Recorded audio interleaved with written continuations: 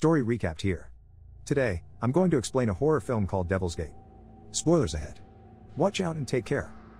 Somewhere in North Dakota, Pierce Backa is driving along a desolate road when his car suddenly breaks down.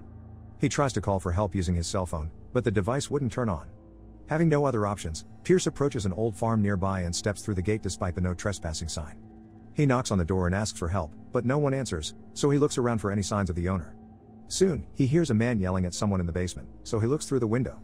He staggers back when he sees the man, causing him to step into a trap hidden beneath the ground.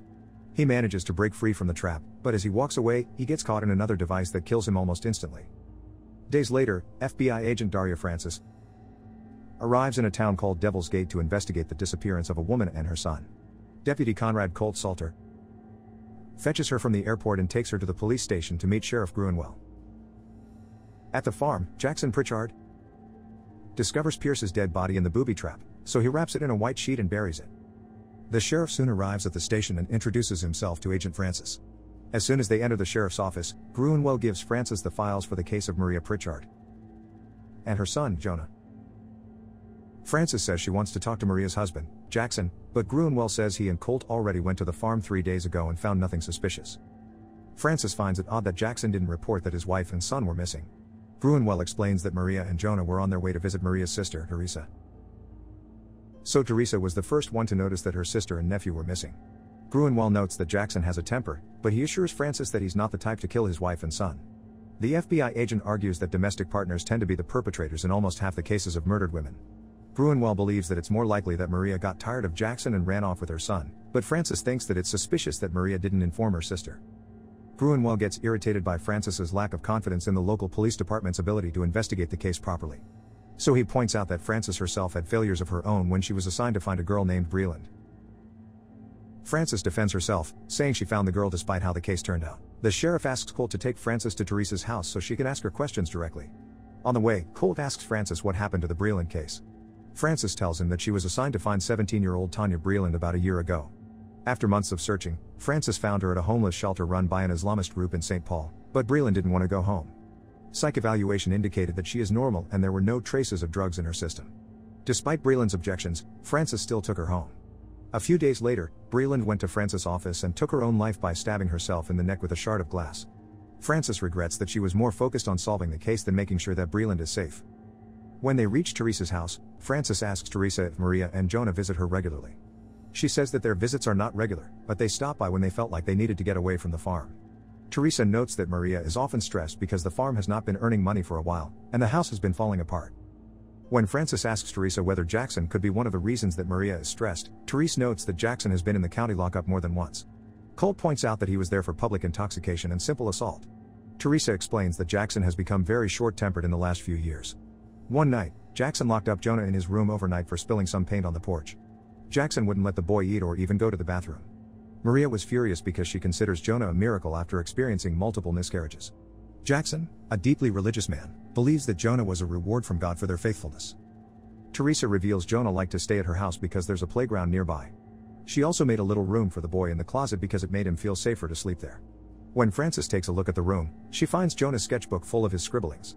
While she's looking through the drawings, Teresa's mother barges in, saying Jackson is a monster.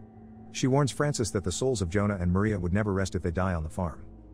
When they go back to the car, Francis tells Colt that they have to go to the farm and interrogate Jackson. Colt suggests looking for Maria's car instead, but Francis says Jackson might already be doing terrible things to his wife and son. Colt surmises that Jackson wouldn't hurt Jonah because the boy is still his son. Francis reminds him about what Teresa said about Jackson's temper and shows Colt Jonah's drawing of a woman and child in tears while a man stares at them menacingly. Colt agrees to visit Jackson and tells Francis that they have to contact the station to inform them that they're going to the farm. Francis, however, tells him that the sheriff will only prevent them from going there, so they go on their way without notifying the station. When they arrive at the farm, Francis notices Pierce's car and wonders why anyone would leave their vehicle on the side of the road without taking the keys and locking the doors. Inside the house, Jackson suddenly hears his dog, Earl, barking, suggesting that someone has arrived. Outside, Francis notices that all the windows are boarded up, and the picket fences are covered with barbed wire. Colt tells the agent that the place didn't look that creepy when they visited 3 days ago. After checking their CB radio, Colt and Francis split up to look for Jackson. Francis goes inside the barn and finds Maria's car inside. Jackson soon arrives and points a shotgun at Francis, saying she made a mistake coming to the farm. He takes Francis outside and tells her and Colt to leave his property immediately. Colt tries to calm him down and warns him that Grunwell will be sending more cops to the premises if he shoots them. While Colt tries to pacify Jackson, Francis swiftly turns around and hits Jackson in the face as she grabs his gun. Colt cuffs Jackson while Francis asks him about the disappearance of his family. Jackson assures her that they are not on the farm. They suddenly hear a noise coming from the house, so Francis decides to go in and investigate. Jackson warns her not to go inside, saying he will not be responsible for what happens. When she reaches the porch, she notices a tripwire connected to a crossbow, so she steps over it. While looking around the house, she sees Jackson's cache of weapons on a table near the door to the basement. She hears Earl repeatedly barking downstairs, so she goes down to the basement to see what's bothering the dog. As Francis walks down the stairs, the dog just keeps barking and ignores her. A loud boom suddenly reverberates across the sky, causing the power at the farm to go out. Jackson, agitated by the noise, tells Colt to call Francis and ask her to get out of the house. After lighting a lamp, Francis soon comes across a cage and sees a lump of jelly-like substance inside the cell. When she uses a wooden staff to pierce it open, tentacles suddenly emerge, trying to grab the wood. On the next cell, she sees an otherworldly creature facing the wall. As she looks at it in shock, the creature turns towards her and growls. Francis gets out of the house and asks Jackson to explain what she found in the basement. She suspects that Jackson has been experimenting with the livestock, but he tells her that it's a demon. Jackson explains that another creature like the one in the basement had taken his wife and son. Now, he wants to use the creature in his house as leverage to get his family back. When Francis asks about the jelly-like material in the cage, Jackson says that the creature was wearing it like a suit to cover its body. Jackson refuses to say anything when Francis asked him how he managed to capture the creature. As Colt puts Jackson inside the car, they notice that their phones have stopped working. As the sky begins to darken, they soon find out that none of the vehicles at the farm are working. Soon, clouds start to form a circle in the sky as multiple lightning bolts hit the farm. When lightning strikes the vehicle, Francis tells Colt to run to the front door of the house. On his way to the door, Colt trips the wire on the porch and gets hit in the leg by an arrow. When they get inside, Francis says she'll take a walk to find help, but Jackson tells her that the nearest farm is 13 miles away. Jackson warns her that the creatures won't probably let them leave anyway. Colt says that the sheriff will come looking for them, but Francis notes that they didn't tell the station where they were going. Francis tells Colt that she thought she saw something where the lightning hit the ground. Jackson suddenly hears Earl barking and looks out the window. He tells Francis that Maria is out there on the exact spot where the lightning bolt struck. Francis takes Jackson outside to see if Maria is really out there. They soon see Maria lying down on the ground, so they run toward her and check her vitals. Jackson asks Francis to take off the cuffs so he can carry Maria back to the house. Inside, Maria wakes up and asks for Jonah, but Jackson tells her that the boy is not with them. Maria gets agitated, saying she failed to help her son. She tells Jackson that it was his fault that Jonah went missing. Francis asks Maria if she remembers anything when Jonah was taken. Maria tells them that Jackson gave the boy to the creatures. Maria explains that Jackson's father believes that the creatures are angels sent to watch over their house. Jackson decides to tell Francis what happened before Maria and Jonah went missing. Maria and Jonah were supposed to go to Teresa's house, but the boy suddenly fell ill. Jackson refused to take him to the doctor and prays for healing instead. Despite his wife's plea to take the boy to a hospital, he brings Jonah to the field and continues praying there. As they pray, lightning strikes Jonah and lifts him to the sky. Jackson soon finds out that his wife has also disappeared, so he ferociously attacks one of the creatures in the field and takes it inside their house. Jackson reveals that it wasn't the first time that he'd encountered the creatures. After his father took his own life, he saw a beam of light in the field and went inside it. Colt suddenly sees one of the aliens in the woods. But before he could take a closer look, Jackson grabs him and tells him to get back inside the house. Maria and Francis suddenly hear someone approaching the basement. While Francis waits for it to open the door, the creature inside the cage reaches out and grabs her shoulder. When she turns to look at it, another alien turns up behind her. She shoots the creature several times, but the light suddenly goes out, and the alien disappears.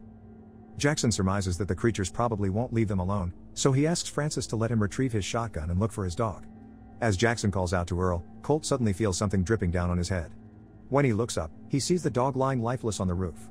Jackson tells Maria and Francis to go upstairs and throw anything against the creatures when they approach. When Colt asks him what he intends to do with the alien, Jackson tells him that he only wants retribution for taking his family. He tells Colt that he can either help him or step aside. After they hook the creature with the pole, it starts writhing and shrieking as Jackson grabs its hand and cuts its finger with a scissor. Jackson quickly runs outside and digs a hole in the spot where Maria was taken. After uncovering a disc with strange symbols, he puts the alien's finger at the center, showing them what he did to the creature he captured. She worries that the aliens will retaliate because of what Jackson did to the one in the basement. Inside the house, Francis deduces that the disc must be some kind of a gateway. She points out that the drawings made by Jonah resemble the patterns on the disc. Francis believes the aliens are interested in the boy because he knows what they are. Francis also notices the symbols in one of the pictures on the wall. When Jackson takes a close look at the image, they see a disc on the back of a pickup truck. Colt surmises that Jackson's father was working with the aliens. Frances notes that the land doesn't look like a good place for farming, so she asks Jackson why they held onto it despite the lack of profits. Jackson tells them that his father warned him not to be like Esau, who sold his birthright because he got hungry. His father believed that they would someday reap bountiful harvests from the land because Jackson's great-great-grandfather was led to the farm by God. Frances contends that the key to finding Jonah is the creature in the cage. They go down to the basement and see that the jelly-like substance has turned to ashes. Jackson opens the next cell and grabs the creature to trade it for his son. But when the alien touches him, he starts seeing images of himself being cloned. He learns from the vision that one of them had died. After Colt pulls him away from the creature, Jackson realizes that he was the clone and was left there by the aliens. Maria confirms to them that Jackson is no longer the same person she married. She soon realizes that Jackson also caused the numerous miscarriages she had in the past. When they take a look at the fetuses, they resemble the alien in the cage. Maria discloses that Jackson refused to give them a proper burial, saying they were abominations. Frances surmises that the aliens are trying to replace humans. Jackson explains that the creatures wanted to change and adapt to life on Earth until they are able to breed. He reveals that their world is dying, and they're running out of time to find a way to reproduce. Jackson says that Jonah is important to the creatures because he's the first natural born. Colt gets infuriated at Jackson after hearing about the aliens' plans, so Frances tells him to go upstairs and secure the area to make sure the creatures can't get in. Colt argues that their situation is no different from the white Europeans in Little Bighorn, where they were surrounded by Native Americans who eventually scalped them. Frances convinces him to hold the line, noting that no one else will do it. When Colt gets upstairs, he witnesses one of the aliens drop down from the sky. The generator suddenly breaks down, leaving them without any power. Frances suggests negotiating with the aliens and gives them what they want. She tries to convince Jackson to help them by telling him that there still must be some part of Jackson left in him. When she mentions that Jonah still needs him, Jackson reminds her that the boy is one of the aliens. Frances argues that they will never find out unless they retrieve his son. Upstairs, Colt jams the door with a chair to prevent the alien from getting inside, but the creature eventually breaks it and enters the house. The creature sees Jackson's weapons and destroys them. Colt emerges from his hiding place and shoots the alien with a revolver, but it has no effect, so he decides to charge it. The creature lifts Colt telekinetically and pins him to the wall. As Colt struggles to break free, the creature tears him apart. Jackson asks Frances for a tarp to wrap the creature, but when she turns her back, Jackson knocks her out. Jackson then wraps the alien in the tarp and takes it upstairs. He walks past another creature on his way out of the house, but it doesn't stop him. The alien approaches Maria in the basement and touches her womb. When the creature disappears, Maria checks on the fetuses and finds that they're all gone. When Frances wakes up, Maria tells her that she's scared of what Jackson will do. Frances promises her that she'll get Jonah back. Outside the house, the aliens soon release Jonah after Jackson brings the creature to the teleportation site. Jackson points a weapon at Jonah's head, telling him that the bloodline ends with him. Frances stops him, arguing they can't be sure that the boy is one of the creatures. The terrified boy begs Jackson not to hurt him. Jackson seems intent on killing his own son, so Frances shoots Jackson before he could pull the trigger. Fearing that Frances will take away Jonah, Maria points a shotgun at the agent and tells her to drop her firearm. Frances assures Maria that she has no intention of taking Jonah from her, but Maria refuses to believe her. The alien soon leaves the farm and destroys the disc on the ground with a huge blast of energy. Frances gets blown away by the powerful explosion. In the morning, Gruenwell tells Frances that Maria has confirmed most of the things in her report. Gruenwell says that a man-made bomb can explain the crater left by the explosion. Maria had credited Frances for launching the assault that set them free from Jackson. However, Frances insists that she didn't launch an assault and Jackson didn't hold them hostage. Gruenwell tells Frances that she may lose her position at the FBI if she mentions the aliens to others. He reminds her that there is no evidence to prove that aliens were involved in the incident the previous night. Frances tells him to check the basement for DNA, but the sheriff argues that there is not enough manpower to conduct further investigations on the case. He tells Frances that her initial suspicions about Jackson were correct. Gruenwell advises her to forget about the aliens because she might end up in the asylum. A few days after the incident, Maria wakes up and finds that Jonah is nowhere to be found in the house. She goes to the barn and finds him opening the floorboards with a crowbar. When she asks him what he's doing, the boy tells her that it's time for the harvest. When she looks at what's underneath the floor, she sees numerous teleportation discs lined up. Subscribe to watch more videos like this. Turn on notifications. And leave a like, it really helps the channel out. Thank you for watching.